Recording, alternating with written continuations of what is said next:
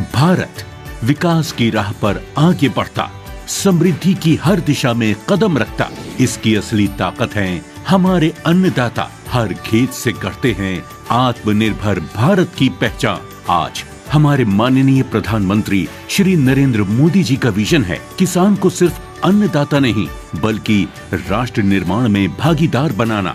हमारे किसानों, हमारे पशुपालकों, हमारे मछुआरों के परिश्रम और सरकार की नीतियों से भारत का सामर्थ्य निरंतर बढ़ रहा है। माननीय प्रधानमंत्री जी के गतिशील नेतृत्व में विकसित भारत 2047 ध्येय की ओर अनेक कदम उठाए गए हैं, जिसके परिणाम स्वरूप पिछले एक दशक में पहली बार 4.5% वार्षिक वृद्धि दर्ज करते हुए भारत का कृषि क्षेत्र हो रहा है सशक्त, आत्मनिर्भर और समृद्ध। इन्हीं पहलों को आगे बढ़ाते हुए प्रधानमंत्री धन धान्य कृषि योजना का आरंभ हो रहा है, जिसके अंतर्गत विभिन्न योजनाओं के समन्वय से 24,000 करोड़ रुपए के निवेश से अगले 6 वर्षों में कम उत्पादकता वाले 100 आकांक्षी कृषि जिलों में कमजोर भंडारण, सिंचाई की कमी और ऋण की कठिनाइयों का समाधान किया जाएगा। गुणवत्तापूर्ण बीज, आधुनिक मशीनीकरण, फसल विविधीकरण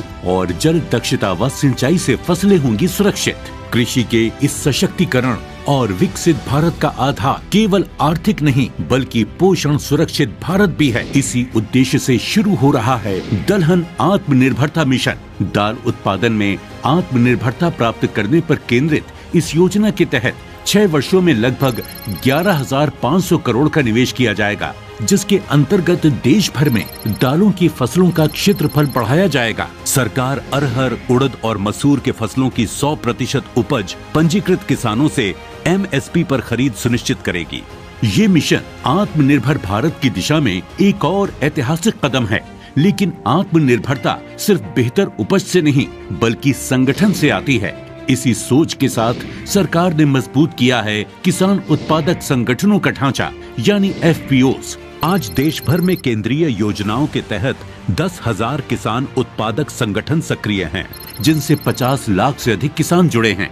इनमें से 1,100 FPOs ऐसे हैं जिन्होंने वार्षिक 1 करोड़ रुपए से अधिक का कारोबार कर करोड़पति FPO का दर्जा प्राप्त किया है।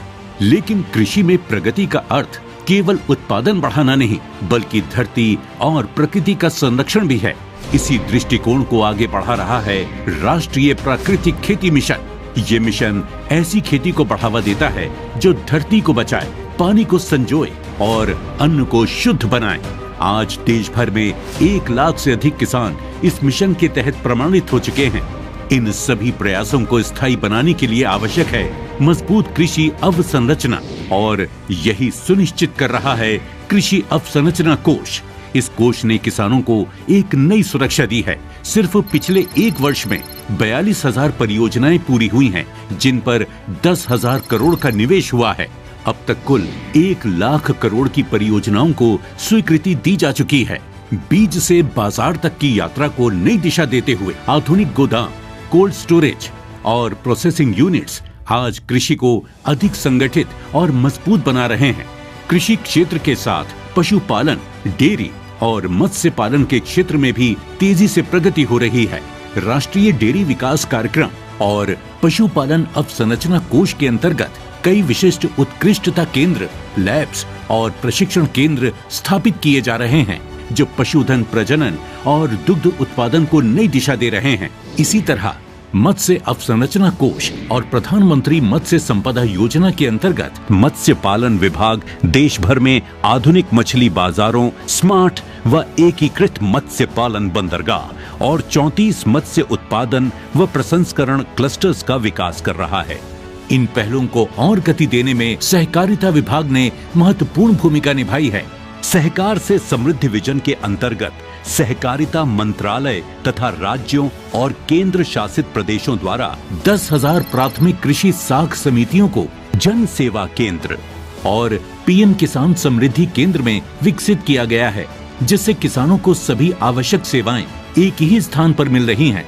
इन सभी पहलों का उद्देश्य है किसानों, पशुपालकों और मछुआरों तीनों को विकास की एक साझा श्रृंखला में जोड़ना और भारत को एक आत्मनिर्भर व विकसित राष्ट्र के रूप में स्थापित करना। आज के इस ऐतिहासिक अवसर पर माननीय प्रधानमंत्री जी द्वारा देश के किसान भाई बहनों के लिए 42,000 करोड़ रुपयों की कृषि परियोजनाओं का लोकार्पण किया जा रहा है, जिसमें शामिल हैं पीएम धन धान्य कृषि योजना और दलहन आत्मनिर्भरता मिशन का शुभारंभ, कृषि अवसंरचना कोष, पशुपालन, मत्स्य पालन, खाद्य प्रसंस्करण क्षेत्र की 1,100 से अधिक परियोजनाओं का उद्घाटन एवं शिलान्यास और किसानों के हित में हुई महत्वपूर्ण उपलब्धियों का माननीय प्रधानमंत्री जी द्वारा सम्मान एवं सराहना।